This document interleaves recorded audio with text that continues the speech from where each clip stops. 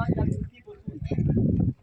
या भिंतीपासून जी काही समोरची भिंत पाहायला भेटते का पाठची, या भिंतीपर्यंत हा दूरवर पसरलेला आपल्या राजांचा राहता राजवाड्याला म्हणतात बघा. मग या राहत्या राजवाड्यावरती बघा, याच्यावरती आपल्याला चौकोनी आकाराचे चौकोनी दगडी पिलर्स पाहायला भेटतील. तशाच आपल्याला अशी जी काही मुलं जी बसलेली आहेत त्याच्यावरती काही खुणा सुद्धा बघायला भेटतात. तसा खुणा आपल्याला बघा इथे बघायला भेटतात. अशा खुणा आहेत बघा. आताच्या कलियुगाला जे काही आपण सिमेंट कॉन्क्रीट मध्ये जे काही कॉलम जे भरतो, तसं पूर्वी हे लाकडी कॉलम उभारले होते बघा. आणि मग हे लाकडी कॉलम उभे करून हा वाडा एकावरती एक असा 2 मजली तर त्या काळामध्ये उभारला होता बघा. म्हणजे तर त्या काळातलं वैभव आणि पत्र आपल्या राजांना राजगडावरती देखील उलट पाठवण्यात आलं.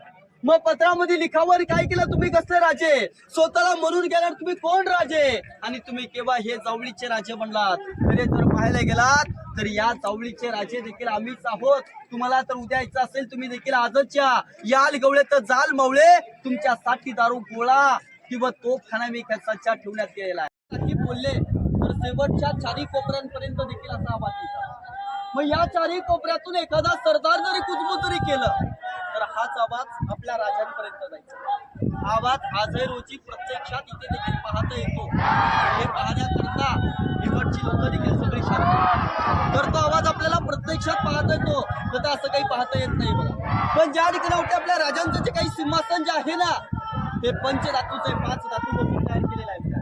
हे सिंहासन 1985 मध्ये बसवलं. आपले जे राष्ट्रपती होते का 7वे राष्ट्रपती म्हणतात, डॉक्टर गॅली जनसिंग, त्यांच्यात या मेघडमणीचं उद्घाटन केलेलं आहे. या मेघडमणीच्या आतमध्ये जी महाराजांची प्रतिमा, हा दुसरा आहे आणि हा तिसरा आहे बघा. आपल्या राजांच्या राजवाड्यापासून 10 पावले फक्त पुढे याला शिवकालीन बालेखाने असं म्हणलं जातं. म्हणजे आपल्या राजांचं हवाखान्याचं ठिकाण. याच्या खालच्या बाजूला दगडी सजावटी नोंदीप्रमाणे बघा सजवलेला आहे.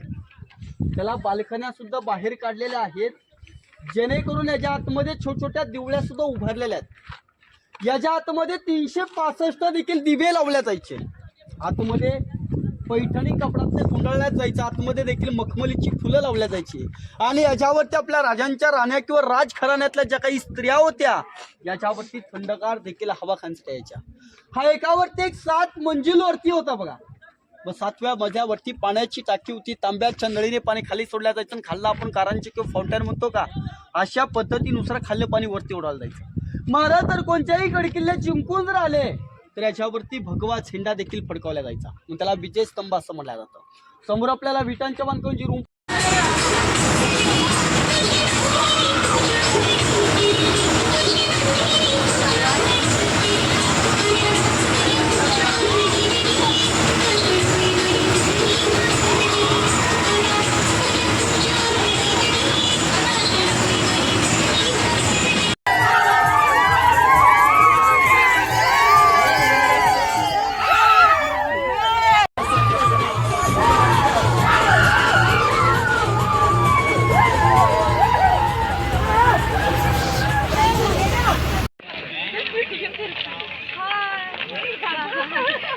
जरा असं टाटा करा.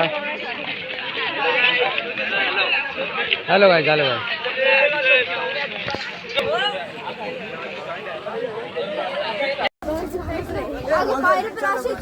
बनवतोस का लॉग? नीट कर. स्लो मोशन मध्ये. स्लो मोशन मध्ये. हा पहाटे आलो ना.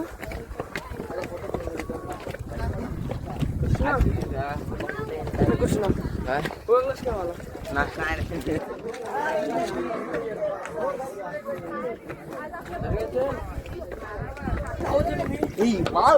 नाही. काय बोल ना.